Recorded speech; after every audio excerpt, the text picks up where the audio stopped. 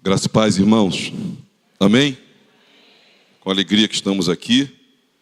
Eu, minha esposa. Obrigado, tá bom.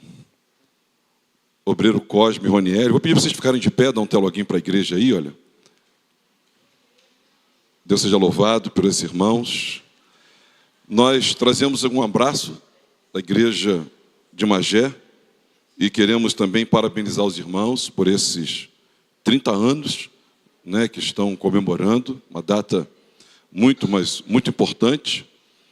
E eu quero dizer que o coral que cantou aqui estão todos contratados para se transferirem para Magé, não comerem o bolo na semana que vem, já cantarem lá, já começarem cantando lá para a gente, pois fomos abençoados. Deus está nesse lugar.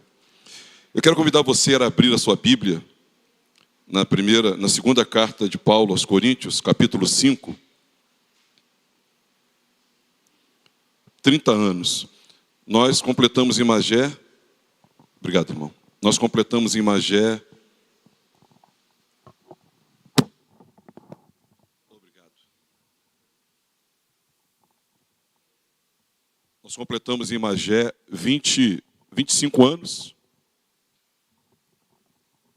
25 anos que completamos lá, e também estamos gratos a Deus, orando também pelos irmãos, para que Deus continue derramando da graça dele aqui, em nome de Jesus. Eu queria ler com os irmãos, capítulo 5, da segunda carta aos Coríntios, do verso 1 em diante. Vamos ficar de pé para a leitura. Quem achou, diga amém. Diz assim a palavra do Senhor. Sabemos que, se a nossa casa terrestre desse tabernáculo se desfizer, temos da parte de Deus um edifício, casa não feita por mãos, eterna, nos céus. E por isso, neste tabernáculo gememos, aspirando por sermos revestidos da nossa habitação celestial. Se todavia fomos encontrados vestidos e não nus. Pois, na verdade, os que estamos neste tabernáculo gememos angustiados, não por querermos ser despidos, mas revestidos para que o mortal seja absorvido pela vida. Ora, foi o próprio Deus quem nos preparou para isso, outorgando-nos o penhor do Espírito. Até aqui, vamos orar. Nosso Deus e Pai, glórias e louvores te damos. Até agora, Senhor, te louvamos com os nossos cânticos, te louvamos, Senhor, com o coral, te louvamos com a nossa vida material. E agora pedimos, Senhor, fala conosco, que a tua palavra venha de encontro aos nossos corações, que todos nós sejamos hoje aqui, Senhor, edificados, consolados, exortados pela tua santíssima palavra. Ilumina, Senhor, a nossa mente.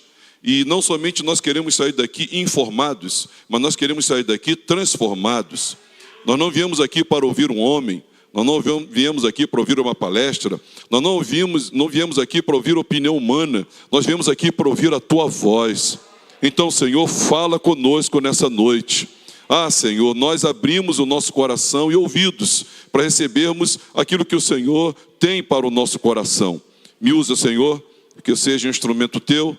A despeito, Senhor, das minhas limitações, eu peço que o Senhor fale aos nossos corações, em o nome de Jesus, e a igreja diga amém.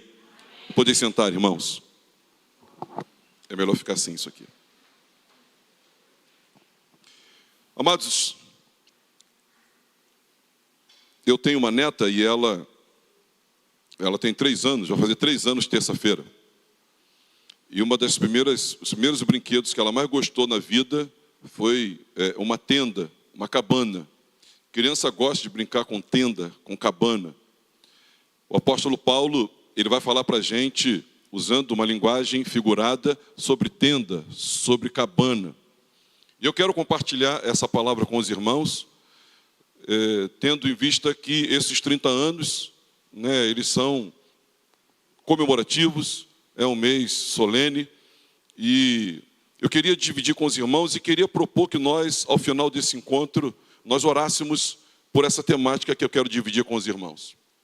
O apóstolo Paulo, quando ele queria aferir, quando ele queria conferir, quando ele queria comprovar a saúde de uma igreja, ele usava 3 instrumentos para aferir a saúde de uma igreja. Primeiro, ele percebia, ele discernia se essa igreja tinha uma fé operosa, uma fé que os faz trabalhar, colocar a mão no arado. Em segundo lugar, o apóstolo Paulo, ele tentava perceber se havia um amor abnegado, um amor sacrificial, se eles estavam vivenciando o ágape. Em terceiro lugar, o apóstolo Paulo, e é sobre isso que eu quero compartilhar com os irmãos, se eles possuíam uma firme esperança. Uma firme esperança. E essa firme esperança, se nós fôssemos falar de forma muito simples, não simplória, mas simples, a firme esperança é a convicção da nossa alegria futura, na nossa ressurreição. É a convicção da nossa alegria futura, onde Deus preparou para nós o lugar, onde Ele disse no Evangelho de João, capítulo 14. A nossa firme esperança de enquanto aqui nós somos peregrinos, passageiros, e estamos caminhando para um novo céu, para uma nova terra. Quem crê nisso, diga amém.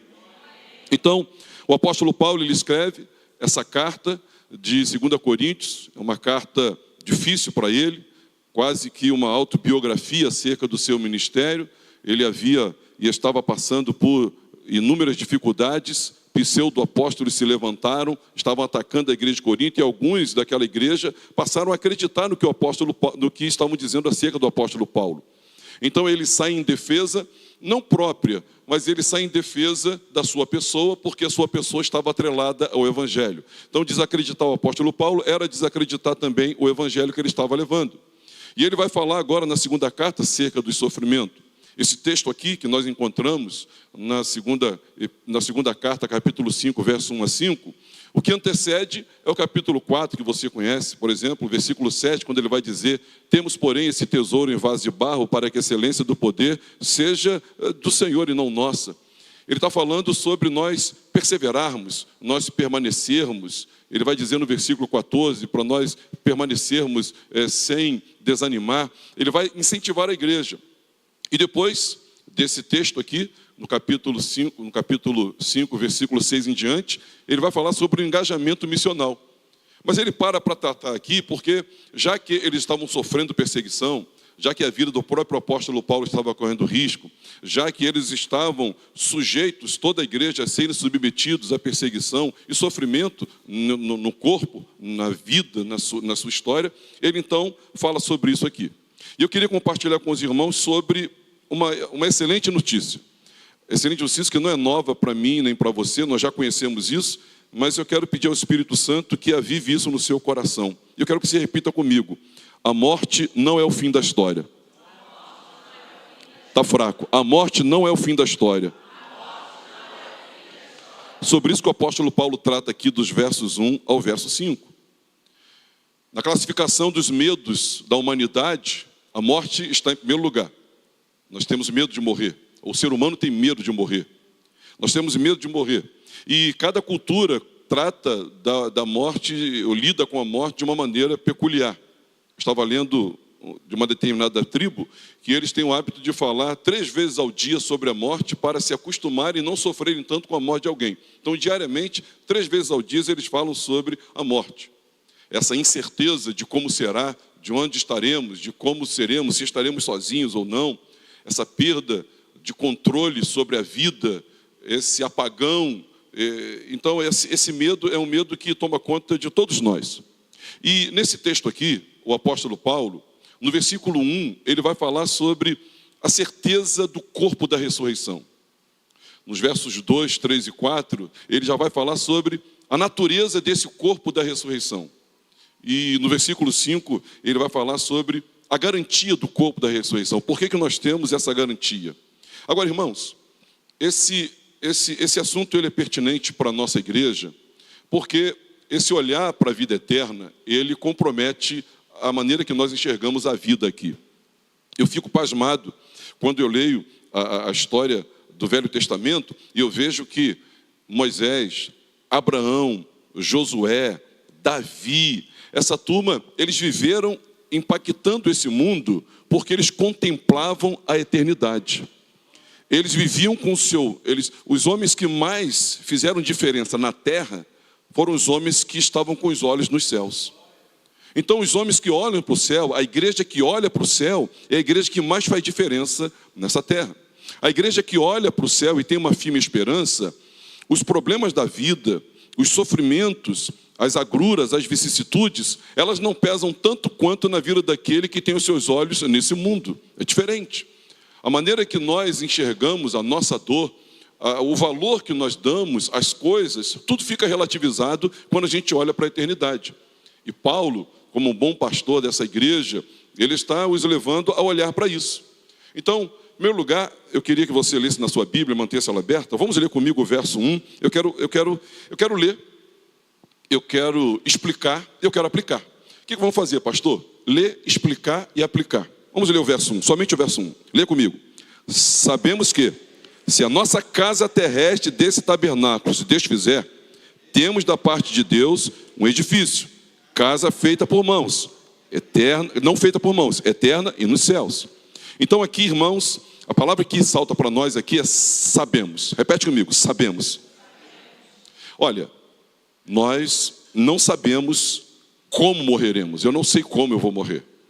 Eu também não sei quando eu vou morrer. Eu também não sei, e você também não, se estaremos prontos. Não sei. Eu também não sei com quem eu estarei na hora da minha morte. Mas há uma coisa que eu tenho que saber e que você tem que saber. O apóstolo Paulo ele diz isso, sabemos. E o que ele disse que ele sabia? Ele sabia que a nossa casa terrestre desse tabernáculo, quando se desfizer, nós temos outro corpo. O que ele sabia? A primeira coisa que Paulo sabia. Ele sabia que nós, e você tem que saber também, que nós vivemos numa tenda, numa barraca. Essa palavra que ele usa aqui é tenda, tabernáculo, ou seja, é transitório, é momentâneo, é móvel. Então, Paulo ele olha para cá e ele enxerga nossos corpos como tendas. Tenda se desgasta, tenda rasga, elas, assim como nossos corpos, irmãos, nossos corpos, eles estão morrendo. Nossos corpos se desgastam, enrugam, nossas articulações não rangem, nossas artérias endurecem, nosso pulmão não tem mais a mesma vitalidade, nossos olhos escurecem, nossos dentes amolecem e caem, e nossas costas, nós não ficamos mais eretos, nós nos curvamos, porque nós estamos numa tenda. A visão de mundo para o nosso corpo, hoje nós temos aí a idolatria do corpo, mas nós estamos numa tenda. E Paulo, ele diz isso, quando ele fala, sabemos que se a nossa casa terrestre, deste tabernáculo, se desfizer, temos da parte de Deus um edifício. Repare na sua Bíblia, né, que ele fala tabernáculo, né, e ele fala edifício. E aí, trazendo para hoje, o que ele está dizendo aqui? Primeiro que nós estamos numa tenda. Esse corpo é uma tenda, é uma morada momentânea, transitória, é uma morada limitada. Agora ele diz, irmãos, que nós trocaremos de uma barraca, de uma tenda para um prédio. Nós vamos trocar. E ele fala isso, irmãos, e você deve pensar comigo na diferença. Eu não sei se alguém aqui já acampou. Quem já acampou aqui, levante sua mão. Então você que já acampou, você sabe que aquela é uma barraca, era transitória, era móvel, né, limitadíssima, não era fixa. E aqui nós vemos que ele diz, quando essa tenda se desfizer, quando essa tenda se desfizer, nós temos um edifício. E as barracas temporárias e frágeis, elas vão passar, nosso corpo vai passar, e nós seremos resgatados, e elas serão substituídas por um edifício forte, será construído. O Senhor Deus tem para nós isso, uma fundação, não será mais alterado, não será mais removido. E nós, irmãos, assim veremos. Algum dia, quando a morte chegar, nós deixaremos essa tenda e a substituiremos por um corpo incorruptível. Esse que é terreno, ele será revestido do que é celestial. Esse que é corrupto, será revestido de uma incorruptibilidade. Então, o versículo de número 5, ele está dizendo para nós que nós sabemos, nós temos uma certeza. E qual é a certeza que a igreja tem? E isso fortalece a nossa firme esperança que é esse terceiro item de aferição para a vida de uma igreja. Nós sabemos que estamos de passagem, nós sabemos que esse corpo não é para sempre, nós sabemos que nós um dia vamos deixar esse corpo e nós estaremos com o Senhor. Aleluia. Pois bem, isso quer dizer o quê? O versículo 5 diz o quê? Ele diz que a morte não é o fim. A morte não é o fim. Na sua biografia, alguém escrevendo sobre a biografia de Billy Graham, dizem que ele deixou um recado acerca da sua morte. Olha, quando forem fazer o meu sepultamento, não diga que eu morri, diga que eu mudei de endereço. Nós não morremos, irmãos, nós morremos de endereço. Isso quer dizer para nós que a morte não é o fim. A morte não é reencarnação. A morte não é evaporação. A morte não é aniquilação. A morte é uma troca. Nós trocamos de casa. Nós trocamos de corpo, nós vamos estar e estaremos habitando com o Senhor. Esse texto diz para nós que essa nova casa não nasceu, como diz o salmista, no útero de uma mulher, substância ainda informe. Ali nasceu esse seu corpo e meu corpo também. Esse aqui não, ele é de Deus, ele não é feito, não passa por participação humana, ele é eterno, ele é celestial, ele não é terreno. Então a morte é uma troca. E isso que o apóstolo Paulo ele está dizendo aqui para uma igreja. E uma igreja, ela precisa estar ciente, ela precisa estar com isso bem latente na sua vida, na sua mente, que nós sabemos que a morte não tem mais poder sobre nós. Sabemos, irmãos, que quando essa casa terrestre se desfizer, esse tabernáculo, temos da parte de Deus um edifício não feito por mãos. Ele é celestial, ele é eterno. É isso que nós temos que saber. E isso muda a maneira da gente enxergar a vida. Isso muda a maneira da gente enxergar os problemas. Isso afeta a nossa participação no corpo de Cristo profundamente. Amém, irmãos? Então nós temos aqui o verso 5. E ele ensina para nós a certeza do corpo da ressurreição. Ele ensina para nós duas coisas: que nós vivemos numa tenda. E ele ensina para nós que um dia nós trocaremos de uma tenda por um prédio. Ele diz por um novo corpo. Nós trocaremos. Quando eu partir, eu espero que alguém diga ao lado desse corpo que vai fenecer, que vai sofrer processo de apodrecimento. Alguém diga: ele não está aqui, ele trocou de moradia. Agora, irmãos, o apóstolo Paulo ele continua, e aí eu convido você aos versos 2, 3 e 4. Vamos ler juntos. Versos 2, 3 e 4. Você pode ler comigo? E por isso, neste tabernáculo, gememos, aspirando por sermos revestidos da nossa habitação celestial. Se todavia fomos encontrados vestidos e não nus, pois, na verdade, os que estamos nesse tabernáculo gememos angustiados, não por querermos ser despidos, mas revestidos para que o mortal seja absorvido pela vida. Aqui no grego o apóstolo Paulo usa uma palavra, irmãos, que tem a ver, a que mais se parece no português é que, quando ele diz assim: por isso nesse tabernáculo gememos, aspirando por sermos revestidos, é recebermos um sobretudo, recebermos algo que vai nos cobrir. Você sabe que Adão e Eva, quando pecaram, fizeram folhas e taparam a sua nudez. Deus providenciou então peles de animais e os cobriu. Ou seja, sem derramamento de sangue não há remissão de pecados. Então, quando Deus fez aquilo, já estava apontando para a obra de Cristo Jesus. E eles foram revestidos. Eles estavam vestidos, mas não estavam revestidos. Eles foram revestidos pelo Senhor. Paulo diz que nós vamos receber um sobretudo. E ele diz aqui, irmãos, que ele aguarda ansiosamente um dia em que Cristo retornará. Ele aguarda, assim como uma igreja saudável, com 30 anos de idade, ela precisa aguardar ansiosamente a volta de Jesus. Paulo provavelmente dizia com seus botões: bom, mal posso esperar por esse dia, porque eu colocarei o meu novo corpo ressurreto. Eu serei revestido, eu vou receber esse sobretudo. Um corpo celestial, um corpo semelhante ao corpo de Jesus. E ele estava falando sobre isso. Ele está dizendo aqui dos versos 2 a 5 que nós vamos ser revestidos. Revestidos. Também ele está dizendo aqui, irmãos, esse texto é um consolo para nós, porque é a resposta aos nossos gemidos. Você percebeu a palavra gemidos no texto? Percebeu? Por isso, nesse tabernáculo, gememos, aspirando por sermos revestidos da nossa habitação celestial. E ele diz que, no verso 4, pois na verdade, os que estamos nesse tabernáculo, gememos angustiados. Nós gememos por causa do pecado. Nós gememos por causa das lutas, nós gememos por causa das decepções, nós gememos porque nossos corpos adoecem, nós gememos porque nossos casamentos terminam, nós gememos porque nossos filhos se perdem, nós gememos, irmãos, porque amigos nos decepcionam, nós gememos porque há guerras e dores espalhadas, nós gememos porque esse mundo jaz no maligno. E Paulo ele está dizendo, gente, enquanto aqui nós gememos, mas já já nós seremos revestidos. No nosso coração, irmãos, há um anseio, pela redenção de todas as coisas. Chega de câncer, chega de abuso, chega de ódio, chega de enchentes, chega de atrocidades, chega de tristeza. Lá não haverá noite, não haverá doença, não haverá choro, não haverá pranto, só haverá alegria.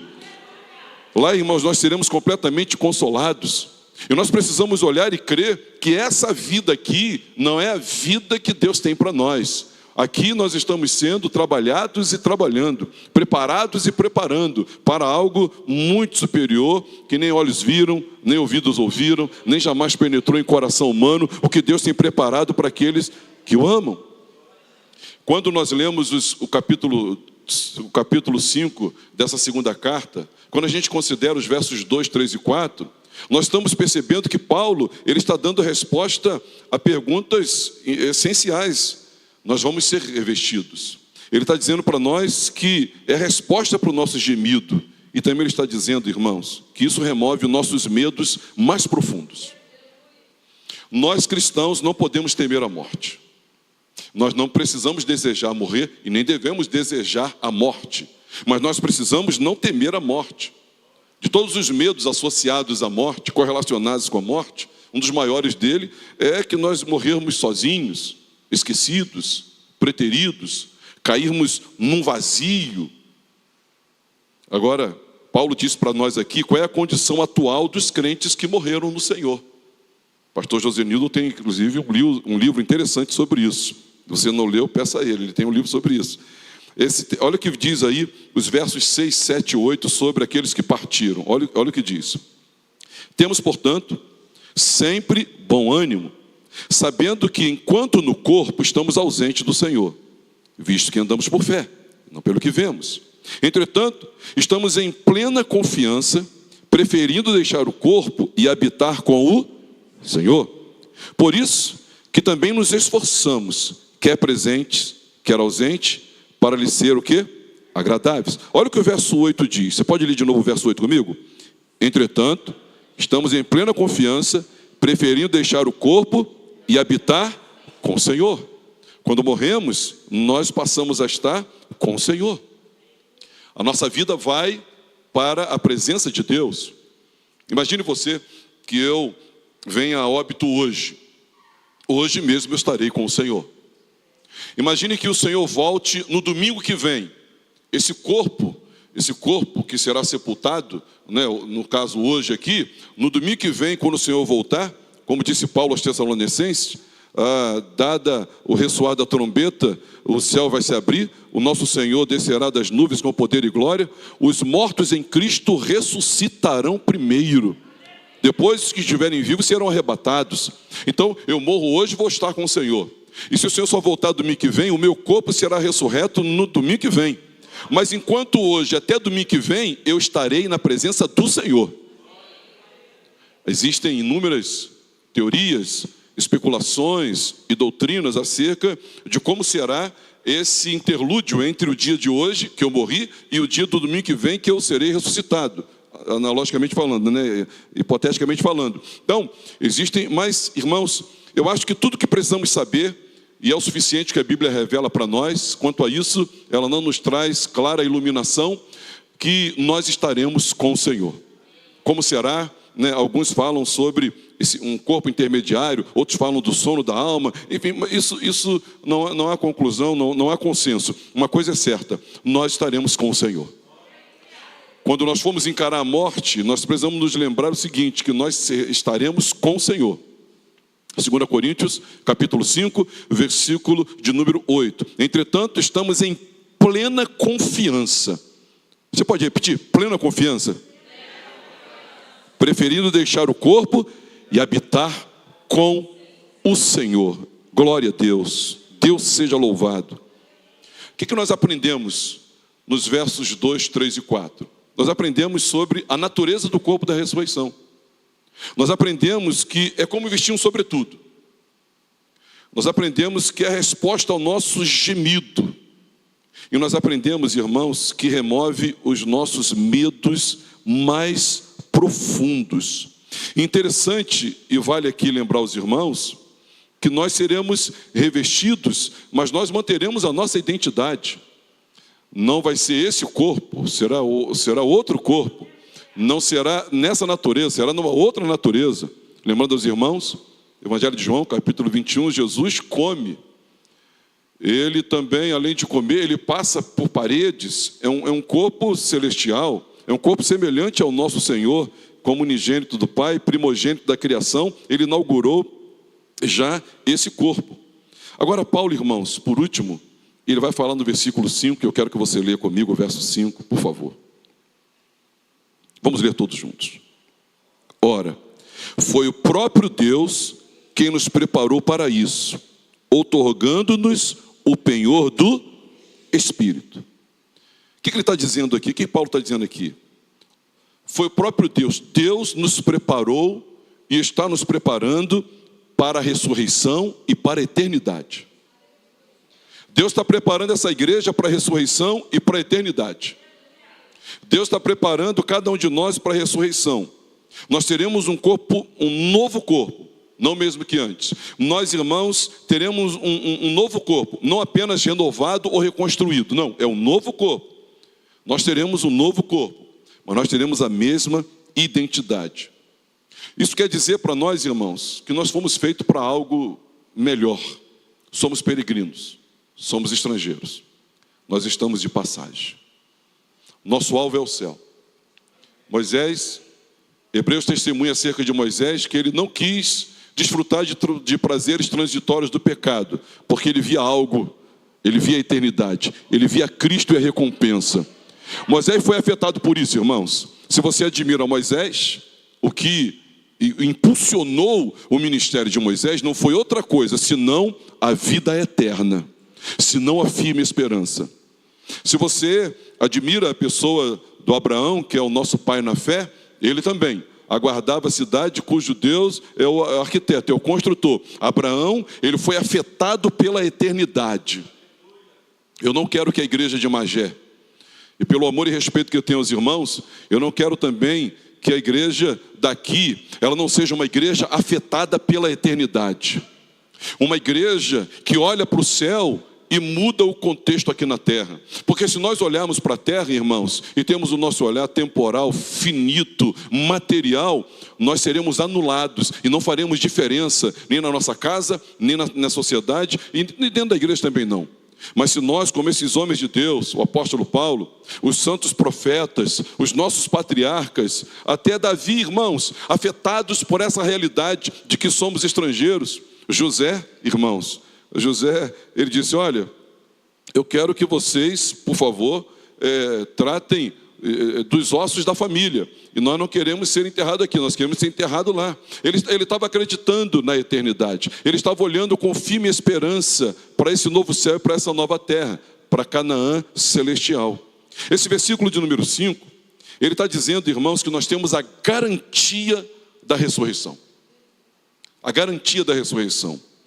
Por que nós temos a garantia? Quem crê aqui que Jesus ressuscitou, diga glória a Deus. Bom, primeira garantia da nossa ressurreição, da ressurreição futura, a primeira garantia que nós temos é que Ele ressuscitou o seu próprio Filho. Se você crê que Jesus ressuscitou, então você tem em Jesus, na ressurreição de Cristo, a nossa garantia. O apóstolo Paulo vai dizer que se nós não cremos nisso, nós somos os mais infelizes dos homens. Que é vã a nossa fé. Nós estamos perdendo o nosso tempo. Se Jesus não ressuscitou, a Bíblia pode ser rasgada. Se Jesus não ressuscitou, Deus não é verdadeiro. E meus irmãos, o nosso Deus está vivo. Jesus ressuscitou. Jesus ressuscitou. E ele, por ter ressuscitado, e a primeira resposta que Paulo traz para nós aqui, é que esse é o fundamento objetivo da nossa fé. A ressurreição. A fé no dia vindouro. Irmãos, imagine você, se Deus não ressuscitou Jesus, não tirou da sepultura, ele vai abandonar todos nós também. Mas imagine, se ele ressuscitou o noivo, a ressurreição da noiva está garantida.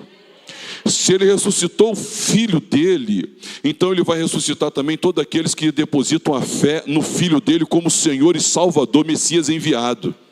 Se Jesus ressuscitou, morreu para o perdão dos nossos pecados, ressuscitou para a nossa justificação, a nossa ressurreição, ela está garantida. É garantida porque Jesus ressuscitou. Segundo motivo que Paulo diz aqui, esse explicitado, ele diz assim no versículo 5. Ora, foi o próprio Deus quem nos preparou para isso, outorgando-nos o penhor do Espírito. Ele diz que Deus nos deu o Espírito Santo como um depósito. Algumas traduções dizem penhor, outras falam adiantamento. Eu não sei se você já adquiriu um imóvel, mas é comum na aquisição de um imóvel você fazer um depósito, dando a sua palavra de que você voltará para quitar completamente aquele compromisso.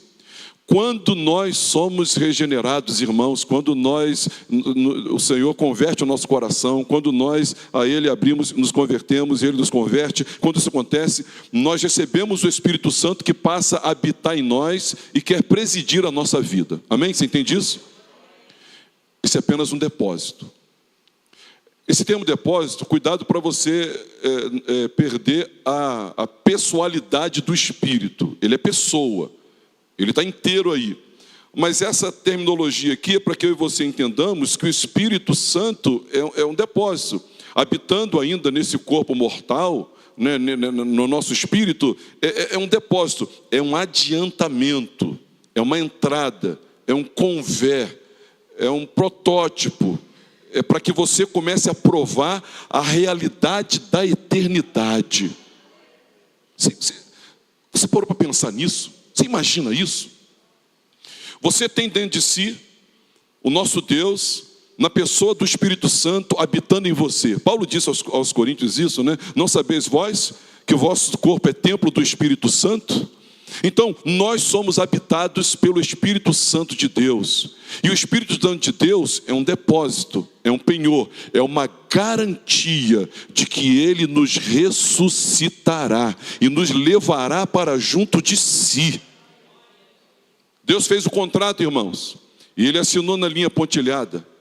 E Ele assinou, irmãos, não com tinta de caneta, mas Ele assinou com o próprio sangue do seu santo Filho, Cordeiro de Deus, o nosso Senhor e Salvador Jesus. Ele assinou esse compromisso de nos ressuscitar e de nos conduzir para a sua santíssima presença. Nós temos a garantia do corpo da ressurreição. Portanto, irmãos, pense comigo. O versículo 5 diz para nós sobre a garantia do corpo da ressurreição, mostrando primeiro que nós fomos feitos para algo melhor. E mostrando em segundo lugar que Deus garantiu a nossa ressurreição futura. Agora, o que essa verdade faz? Porque, irmãos, uma coisa, olhe para mim, uma coisa é você saber. Outra coisa é esse saber descer para o coração e nortear a sua vida. Esse aqui, irmãos, é um púlpito, né, que desde Bispo Weber até hoje, pastor Josenildo, é um púlpito muito rico na palavra de Deus. Né, os irmãos estão privilegiados, né, com os pastores mestres que Deus concedeu a essa igreja. Mas, irmãos, o quanto essas verdades pregadas aqui, e essa que vos trago hoje, além de estar aqui, desceu para cá. E mudou a sua cosmovisão, mudou o seu comportamento, mudou. Agora, eu e você, como o apóstolo Paulo, que enxergava assim, então eu e você podemos chamar as nossas provações de leve e momentânea, Por que ele enxergava as suas provações como leve e momentânea? Porque ele tinha a visão da eternidade, da ressurreição, e ele dizia que não se poderiam se comparar com o eterno peso de glória do porvir.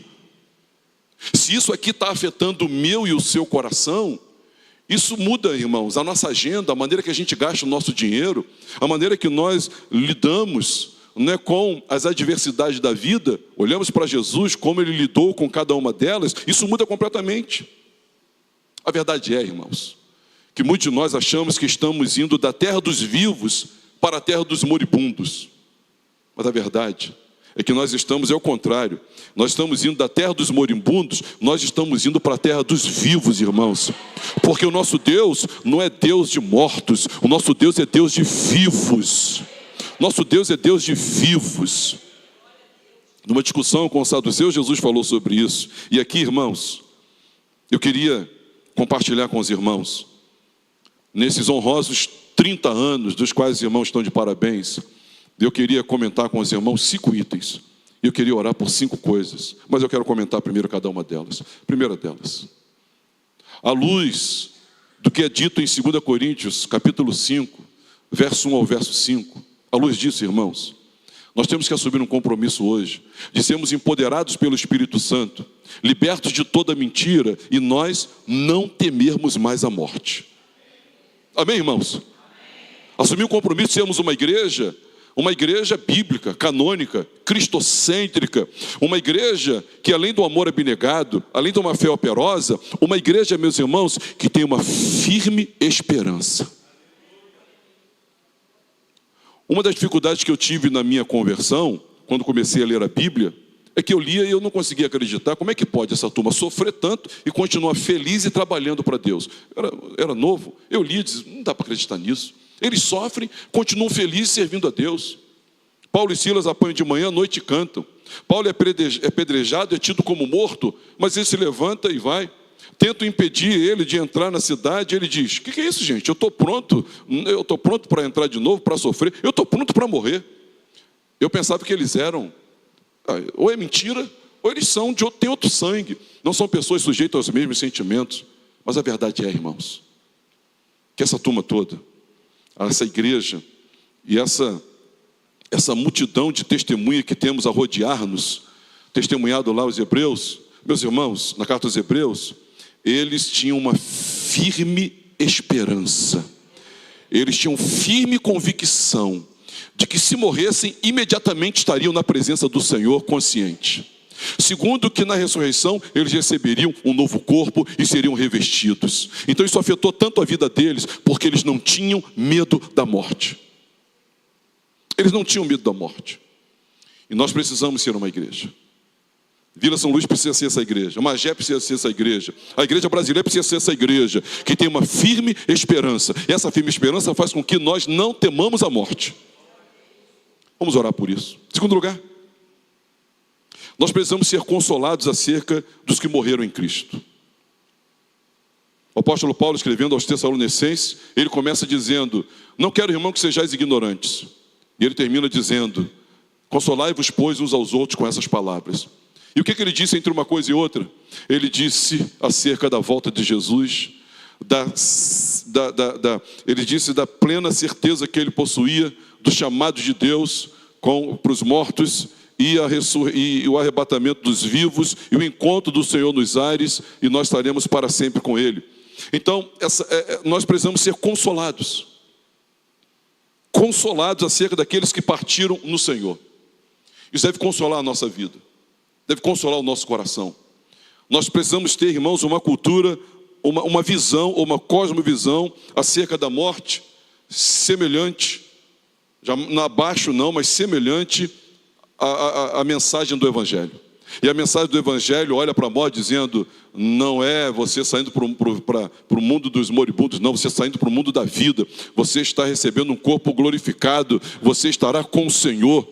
O apóstolo Paulo ainda chega a dizer, inspirado pelo Espírito Santo, que o viver é Cristo. E o que ele fala do morrer? Mas lá no fundo do nosso coração, irmãos, as heresias demoníacas, elas continuam latentes, pois nós dizemos, não, morrer é prejuízo, viver aqui que é lucro. Mas não é isso que o Evangelho diz. E nós somos da doutrina dos apóstolos. Nós somos segundo o Evangelho. Amém, irmãos? Vamos orar por isso. Terceiro lugar, a urgente necessidade de evangelização. Nós temos uma urgente necessidade de evangelizar, irmãos. Porque, irmãos, não existe outro assunto mais importante do que esse no planeta Terra. Nós estamos vendo aí as movimentações políticas, nós temos visto as movimentações militares, nós temos visto navios se aproximando da costa da América do Sul. O que estão tratando na ONU, os presidentes estão tratando, eu não sei. O que eu sei é que não é mais importante do que nós estamos tratando aqui, à luz do Evangelho, na perspectiva da firme esperança. Porque se estourar uma guerra, irmãos, e o Brasil se envolver, pessoas vão morrer. A questão não é morrer, a questão é aonde nós vamos passar a eternidade. Que Deus dê longevidade para as minhas filhas, para as minhas netas, para a minha esposa, para os meus amigos. Mas o importante não é com quantos anos eles vão morrer. O importante é onde eles vão passar a eternidade. Isso é o importante. Então, se você ama alguém, se você ama o seu pai, se você ama a sua mãe, se você ama o seu irmão, se você ama o seu filho, se você ama o seu funcionário, se você ama o seu patrão, se você ama o seu colega de trabalho, se você ama alguém, evangelize essa pessoa. Fale da obra de Jesus, fale de quem Jesus é, fale da obra de Jesus na cruz e fale do que Ele fez na sua vida. Pastor, como é que eu evangelizo? Fale de quem é Jesus, fale da obra que Ele fez na cruz e fale do que Ele fez na sua vida. E diga para essa pessoa, mude o seu relacionamento com Jesus. Porque, irmãos, se nós sabemos que depois da morte segue-se o juízo, e se nós sabemos, e aí eu queria voltar, só para explicar, um texto que talvez você não tenha entendido, uma leitura superficial, não dá para entender, o versículo 3. Lê o verso 3. Você pode ler o verso 3 comigo? Se todavia fomos encontrados vestidos e não nus. O que isso quer dizer? Quando ele fala, e por isso neste tabernáculo gememos, aspirando por sermos revestidos da nossa habitação celestial. Ok, ele quer ser revestido. Mas ele só vai ser revestido se todavia nós formos encontrados vestidos e não nus. Nesse trocadilho aqui, ele está dizendo o seguinte: eu estou doido para receber o meu corpo celestial. Todavia eu sei que nós vamos receber se nós formos encontrados vestidos e não nus. Vestidos de quê? Do manto da justiça, da justificação, do sangue do Cordeiro, da obra de Cristo. Todo ser humano, meus irmãos, todo ser humano, quando Jesus voltar, se vivo estiver, e se for encontrado nu, ou seja, despido da obra salvífica de Jesus, já será condenado. Ou já está condenado, vai continuar condenado. Agora, todo ser humano que quando o Senhor voltar estiver revestido ou vestido pelo sangue do Cordeiro, pela obra de Cristo, por esse manto da justificação, vai receber então um corpo glorificado e vai viver eternamente na presença de Deus.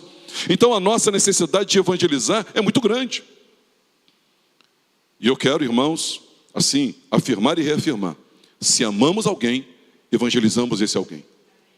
Se você evangelizou, porque você ama. Se você não evangelizou, porque você não ama. Nós precisamos chorar por essas pessoas. Nós precisamos chorar. E você lembrando a você que Deus, eles não têm netos. Minhas filhas precisavam se converteram. Minhas netas, se chegar à idade do entendimento, se Jesus não voltar até lá, elas precisam se converter para serem vestidas com o manto de justiça. Para quando Jesus voltar, elas receberem o corpo glorificado. Então eu tenho que evangelizar minhas netas. Você tem que evangelizar. Se você ama, eu não vejo a hora.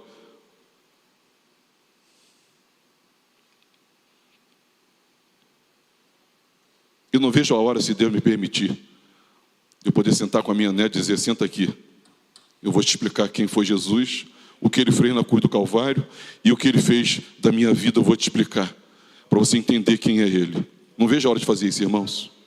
Com 3 anos ela não entende nada do que eu falo ainda. Quarto lugar, vamos orar por isso. A maneira que encaramos as lutas de hoje, elas precisam mudar completamente. Sua Bíblia está aberta? Capítulo 4 desse mesmo livro, versículo 7, olha o que Paulo diz: temos, porém, esse tesouro em vaso de barro, para que a excelência do poder seja de Deus em meio de nós. em tudo somos atribulados, porém não perplexos, porém não perseguidos, porém não abatidos, porém não, levando sempre no corpo o morrer de Jesus, para que também a sua vida se manifeste em nosso corpo. Versículo 16, ele diz: por isso não desanimamos. Por isso não desanimamos. Em Romanos ele vai dizer: leve momentânea tribulação. A maneira que encaramos as lutas hoje, irmãos, ela muda completamente. Imagine você. Imagine você, uma pessoa, falando assim figuradamente, ela tem a mesma altura, o mesmo peso, a mesma silhueta, e ambas estão carregando quilos de dificuldades, lutas, sofrimentos, decepções.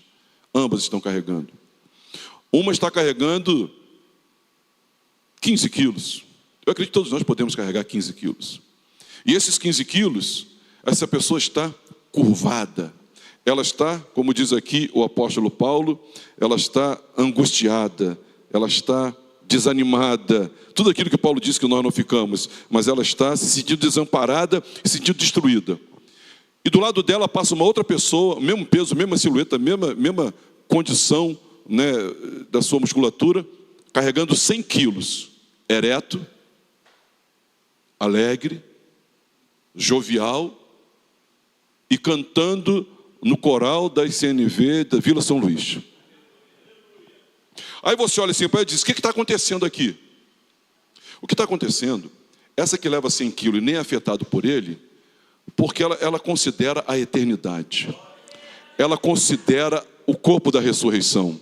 Ela considera o que está aguardando ela. Ela olha para aquilo. Quando ela olha para aquilo, ela olha para a sua vida, olha para aquilo, olha para a sua vida, ela diz: o que Deus preparou para mim, em função do que está acontecendo comigo, isso aqui é muito leve. Muito leve. Então a maneira que encaramos as lutas de hoje, elas mudam completamente. A verdade é que nós vivemos em busca de solução. Mas esse mundo é um mundo de problemas. Nós vivemos em busca de completa paz. Esse mundo tem nossas lutas. O que nós precisamos como igreja, meus irmãos, é contemplar a eternidade, a volta de Jesus, o novo céu, a nova terra, caminharmos olhando e pensando e buscando as coisas do alto. Quando nós fazemos isso e comparamos com a nossa vida, porque olha, a sua luta, não compare a sua luta com ninguém e não compare a sua luta com nada do lado de cá da eternidade. Quando você for comparar a sua luta, compare com o que Deus tem preparado para você lá. Meus irmãos, não é possível que o apóstolo Paulo, não é possível que Pedro, quando crucificado de cabeça para baixo, não é possível que Tiago, quando martirizado, não é possível, meus irmãos, que Estevão, quando apedrejado, não estava olhando para lá e não foram tão afetados quanto eu e você somos, com coisas infimamente menores do que eles passaram. Eles estavam olhando para lá. Quem crê nisso, diga amém. E por último, irmãos, eu termino aqui. O apóstolo Paulo, na segunda carta aos Coríntios, no capítulo 5, ele vai continuar falando do versículo 6 ao versículo 18 sobre o engajamento missional. Ele vai continuar dizendo: por isso nós permanecemos, por isso nós servimos, por isso nós queremos ser agradáveis ao Senhor, por isso nós continuamos, por isso nós somos resilientes, por isso nós perseveramos, por isso ninguém cala a gente, por isso nós vamos avançar. Por quê? Por quê, irmãos?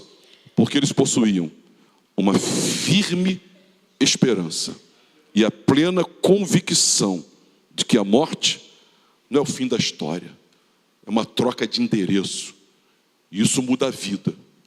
Quer mudar a vida? Então enxerga a morte na perspectiva do Evangelho, segundo a vitória que Jesus nos trouxe na sua ressurreição e no depósito. Quem crê que é habitado pelo Espírito Santo, diga amém. Se você crê que você é habitado pelo Espírito Santo, você tem que crer que a sua ressurreição é mais do que certa, porque ter o Espírito Santo é ter o adiantamento, é ter a garantia, é ter o depósito de que você também, um dia, abrirá os seus olhos e se perceberá num novo corpo, num novo céu, numa nova terra, nós veremos o Senhor como somos vistos. Não haverá dor, não haverá tristeza, não haverá pranto, não haverá, irmãos, doença, não haverá guerra, não haverá pecado. Não haverá pecado. Não haverá sol, porque o Senhor vai iluminar tudo. E nós estamos caminhando para lá. Nós somos peregrinos, estrangeiros, passageiros. Nós somos cidadãos dos céus. Eu acredito, irmãos, que se nós entendermos que aqui tudo é transitório, então nós temos que olhar para aquilo que é fixo. Olho para o que é fixo. E eu entendo, irmãos, ao perceber essa igreja, porque a igreja de Vila São Luís é uma igreja de referência na nossa denominação. Ao perceber essa igreja com esse amor abnegado, tendo passado por tudo que passou, ao perceber essa igreja com uma fé operosa, a gente percebe isso no culto de vocês. Eu quero orar com vocês, por mim, por Magé, por aqui também, a fim de que nós tenhamos uma firme esperança, que afete tudo hoje, aqui e agora na nossa existência. Você pode dizer amém por isso? Então vamos orar, vamos ficar de pé. Eu convido você a dar a mão ao seu irmão. E nós colocamos diante de Deus. Não tememos mais a morte. Sermos consolados acerca dos que morreram. A urgência, a necessidade de evangelização. A maneira que encaramos as lutas. E esse engajamento missional. Senhor, em nome de Jesus, nós como igreja, Senhor, pedimos perdão e misericórdia por, Senhor, dada a nossa ignorância, Senhor, não por falta de mestres, mas por falta, Senhor, de revelação, por falta, Senhor, de recebermos e acolhermos do coração essas verdades, por sermos, Senhor, às vezes neófitos, tardios, Senhor. Meu Deus, nós queremos absorver essa verdade e não temermos a morte, porque ela não tem mais poder sobre nós. Na verdade, Senhor, nós não morremos, nós vamos trocar de endereço, nós vamos trocar de uma tenda para o edifício, e nós queremos pedir, fortalece o meu irmão, Senhor. Se ele entrou aqui vivenciando uma vida com medo da morte, que isso acabe na vida dele para a glória do teu nome. Senhor, consola teu filho, Senhor, acerca daqueles que nós perdemos e acerca daqueles que nós vamos perder também. Que haja consolo, Senhor, porque nós sabemos muito bem que deixar o nosso corpo é estar com Cristo, e estar com Cristo é melhor, estar com Cristo é lucro. Opera esse milagre aqui, Senhor, no meu coração. Eu preciso aplicar isso na minha vida, Senhor. Meu Deus, a nossa necessidade é urgente nós evangelizarmos. Senhor, coloque em nós amor pelas almas. Coloque em nós amor pelas almas, Senhor. Porque depois que morre, Senhor, segue-se o juízo. Nós não temos mais acesso a eles, nem eles a nós. Mas nós pedimos, Senhor, renova o nosso amor, que nós possamos evangelizar, falar do teu amor, para que as pessoas mudem a maneira que se relacionam contigo. Precisamos todos, Senhor, dizer que só existe uma maneira de nós nos relacionarmos contigo. Nós, Senhor, somos réus confessos, nós somos arrependidos. Tu és Senhor e Salvador, e em Ti nós depositamos a nossa vida e entregamos, Senhor, o nosso coração a Ti, ó Deus. Faz isso, Senhor. Coloca em nossos lábios, Senhor, palavra de salvação, palavra de evangelização, poder, Senhor, do Teu Espírito Santo. Senhor, em nome de Jesus. Muitos irmãos nessa igreja aqui estão sofrendo os sofrimentos da vida, as lutas, Senhor, de ser cristão, os sofrimentos da idade, os sofrimentos do adoecimento, os sofrimentos, Senhor, dos relacionamentos, o sofrimento, Senhor, de viver numa sociedade que jaz no maligno. Ó Senhor, muda a maneira que essa igreja vê os problemas, muda a maneira que o meu irmão está colocando peso demasiado nessa situação. A nossa tribulação, ela é leve e ela é momentânea. Ela é leve, ela é momentânea. Fortalece, Senhor, cada um de nós. Fortalece o irmão da direita, fortalece esse irmão da esquerda, Senhor. E que a igreja, Senhor, de Vila São Luís continue por mais 30, 60, 90, 120 anos nesse santo engajamento, Senhor, pregando o evangelho para a glória do teu nome. Pregando o evangelho para a glória do teu nome, Senhor, usando cada membro desse corpo, e vai acrescentando dia a dia os que são salvos, Senhor, e nos sustenta essa igreja, Senhor, Sustenta essa igreja, Senhor. Você pode erguer as suas mãos e orar pela sua igreja. Diga: Senhor, sustenta essa igreja. Você pode orar pelo pastor e pela família do pastor, dizendo: Senhor, sustenta pastor Josenildo, Senhor. Sustenta, Senhor, estabelece sua esposa, Pai. Sustenta os diáconos, sustenta os obreiros. Sustenta, Senhor, cada membro, desde os mais novos, Senhor, aos mais antigos. Sustenta cada um deles, Senhor. Sustenta os cooperadores, os mantenedores. Sustenta, Senhor. Sustenta, Senhor. E que Tu nos conceda a misericórdia de permanecermos fiéis até o dia da 7ª trombeta tocar.